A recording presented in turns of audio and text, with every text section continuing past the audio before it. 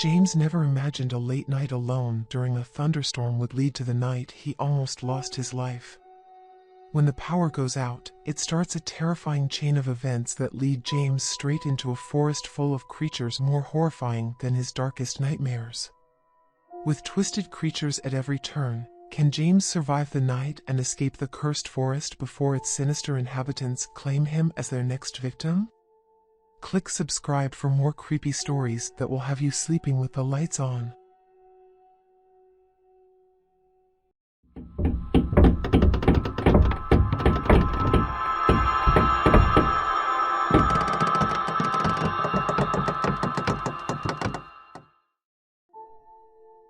It was a dark and stormy night. James was home alone, sitting in the living room watching TV. It was well past midnight and he was starting to feel tired, but every time he started to doze off, a loud crack of thunder would jolt him awake. During a commercial break, James got up to get a drink from the kitchen. As he walked down the hall, the lights began to flicker. He felt a chill run down his spine. Suddenly, the lights went out completely, leaving him in pitch blackness. James froze, listening intently. He thought he heard a scratching noise coming from somewhere inside the house. "It's just the storm," he told himself. But the scratching continued, getting louder, like something was clawing at the walls. Heart pounding, James fumbled his way back to the living room. He let out a cry of alarm. In the flashes of lightning, he could see a dark figure hunched in the corner. Its limbs were unnaturally long and spindly, and it was slowly dragging its long, twisted fingers down the wall, making that horrible scratching sound. James screamed and stumbled backward. He felt something grasp his ankle. He looked down to see a pale, skeletal hand wrapped around his leg. Another hand reached out from under the couch behind him, grabbing him by the shoulder. Shadowy, emaciated creatures were emerging from every dark corner and crevice. James tried to break free, but more cadaverous hands grasped at him from all sides, pulling him down into the darkness. A screeching chorus of inhuman voices filled his ears as the creatures swarmed over him. In a panic, James broke free from their grasp and rushed to the front door. He flung it open, only to be confronted by an impenetrable wall of darkness. The storm raged on outside, the wind howling violently as torrential rain poured down. Jagged strokes of lightning revealed a horde of ghoulish beings converging on the front porch, crepty, clawing, crawling towards him. Slamming the door shut, James quickly locked it and backed away in terror. But the creatures outside began pounding and scratching relentlessly at the door, trying to get in. The door frame started to splinter and crack under the onslaught.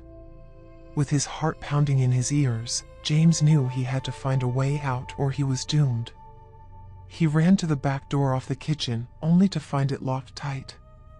Desperate, he grabbed a chair and smashed it through a window.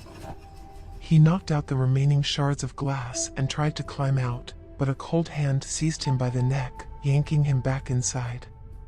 Whipping around, James came face to face with the twisted visage of the spindly creature from the living room. Up close, its skin looked desiccated and moldy, as if it had been rotting underground for ages. It opened its mouth, revealing a maw of broken, jagged teeth and an eerie blue glow emanating from deep within its throat. James grabbed a kitchen knife from the counter and slashed at the creature. It let out an unearthly shriek as the blade made contact, recoiling back. Seizing his chance, James leapt through the broken window and tumbled outside into the muddy ground. The storm was raging harder than ever. James could hardly see 2 feet in front of himself through the sheets of rain. He didn't dare look behind him as he sprinted blindly away from the house, certain the creatures were not far behind.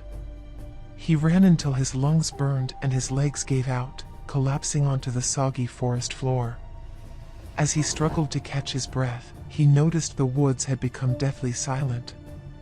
The rain tapered off and the clouds parted to reveal a full moon shining down from above. Warily, James got to his feet. In the moonlight he saw he was surrounded by old, crooked trees. Their gnarled branches reached toward him like clawed hands. A snapping twig jerked James' attention to the left. He glimpsed a pale form darting behind a tree. Something moved in the shadows to his right. He was being stalked. James broke into a panicked run, crashing blindly through the underbrush. The forest seemed to warp and change around him. Soon he was racing through a foggy bog, the ground sucking at his feet. Jagged rocks tore at his clothes and skin. He didn't dare stop. Finally, he collapsed at the edge of the swamp, chest heaving. But as he caught his breath, he noticed a deathly chill settling over him. A creeping fog crawled along the ground, encircling him. From its depths, the creatures emerged. Their creepy claw-like hands reached for him as they moved in for the kill. With nowhere left to run, James clenched his eyes shut and braced himself. This was the end. But suddenly, a bright flash pierced the darkness. James heard the creatures shriek in agony. He opened his eyes to see them smoldering and melting back into the fog. Standing above him was a man holding a torch, his face hidden beneath a hood. "Come with me if you want to live," the man said urgently. Too stunned to argue, James took his hand and let the stranger lead him away into the night. After what felt like hours of stumbling blindly through the woods, they arrived at a small, ramshackle cabin. The stranger ushered James inside. What were those things?" James gasped, collapsed on the floor. "You've stumbled into cursed woods," the hooded man said grimly. "Those creatures have been its damned inhabitants for longer than I can recall." He checked the windows and doors, securing the cabin. Satisfied they were safe for the moment, he tended to the cuts on James' arms and legs. "Everything comes through these woods eventually. Lost hikers, campers, you name it," the man continued. "The creatures prey on those who wander in and become lost. But they can't abide light, which is why the torch scared them off." James just stared, struggling to grasp what was happening.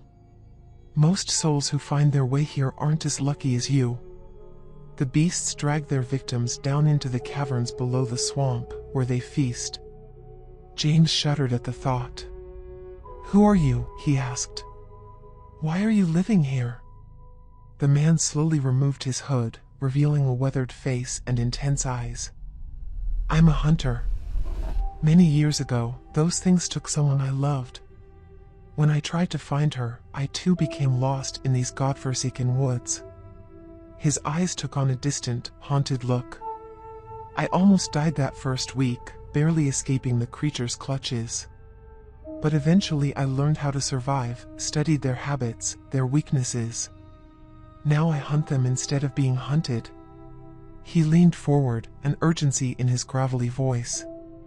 "There must be balance in nature. I kill as many as I can to prevent them leaving the confines of these woods. It is my duty." James' head was spinning.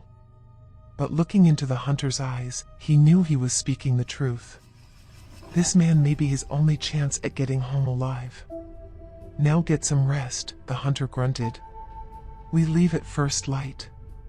It's a long journey out of here." James slept fitfully that night, jolting awake from vivid nightmares several times. The shrieks of the creatures echoed hauntingly in his mind. He hoped desperately he would soon wake up safe in his bed, freed from this living nightmare. Morning finally came, gray and gloomy. James could hear the steady patter of rain. The hunter gave him a rough wool cloak. "This will help disguise your scent. They track blood," he warned. James gulped nervously. He didn't feel ready, but he knew dwelling here wasn't an option. The hunter unbolted the front door, torch lit in his other hand. James braced himself as they stepped out into the soggy wilderness. They hiked for hours, the hunter leading the way tirelessly. The further they went, the more convinced James became there was no end to these twisted woods. The landscape warped and changed at random, impossible to navigate without a guide. Around midday the rain ceased, giving way to an unnatural stillness. Not a single bird sung. The silence weighed heavy on James' spirit. Suddenly, the hunter paused and held up a hand. In the distance, James could just make out faint shapes shuffling among the trees. The creatures had caught their scent. James' heart seized in terror as the writhing mass of bodies lurched toward them. But the hunter remained calm, lighting the bundle of branches he had gathered earlier. "Get behind me," he instructed James. The creatures recoiled and shrieked as the hunter waved the flaming torch at them. But there were too many, surrounding them from all sides. They began closing in, ready to overwhelm the two men through sheer numbers.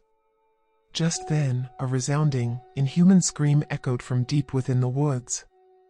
It was a primal, piercing sound that reverberated to James' core. The creatures halted their attack, then began hastily retreating back into the trees. James stared at the hunter in bewilderment. "Something worse," he said grimly. He grabbed James by the arm. "Now's our chance. Run." They took off running blindly.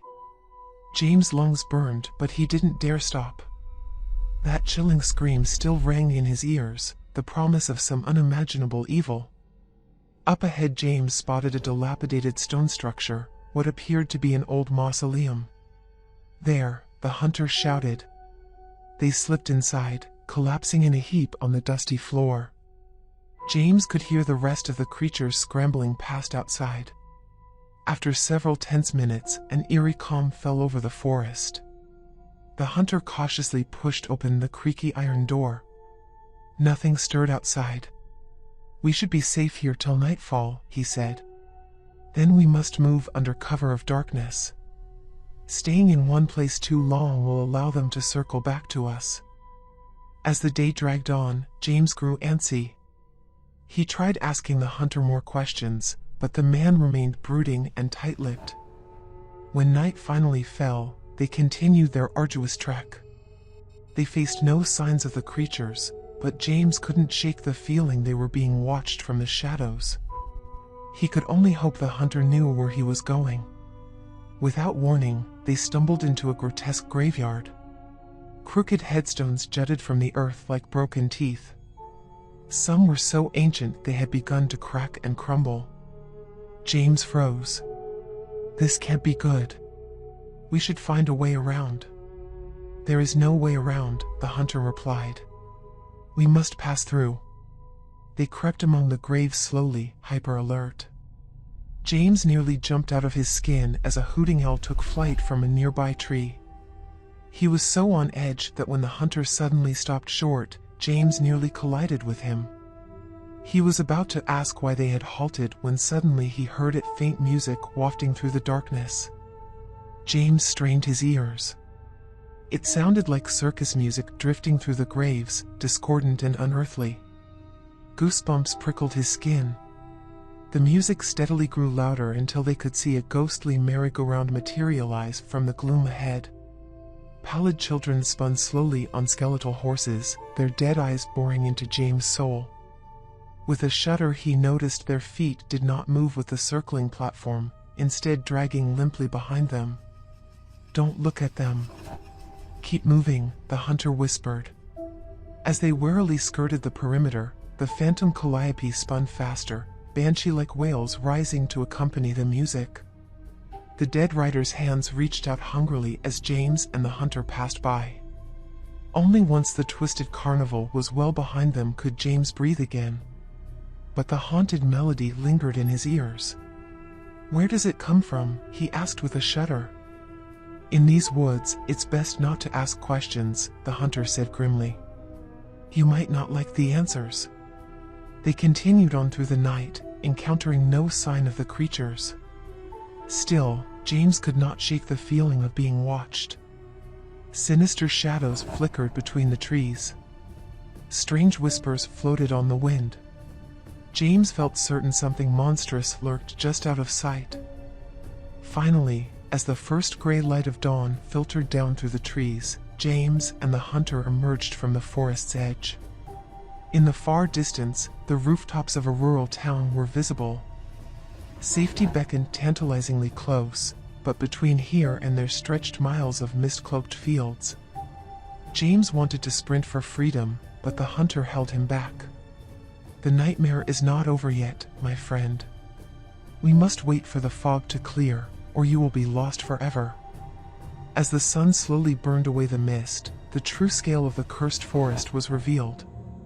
It stretched as far as James could see in every direction, a vast expanse of gnarled trees and impossible topography.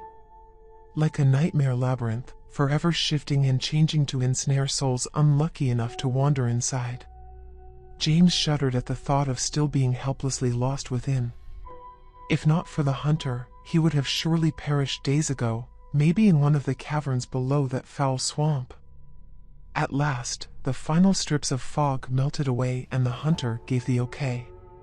With reckless abandon, James ran for the safety of the village beyond.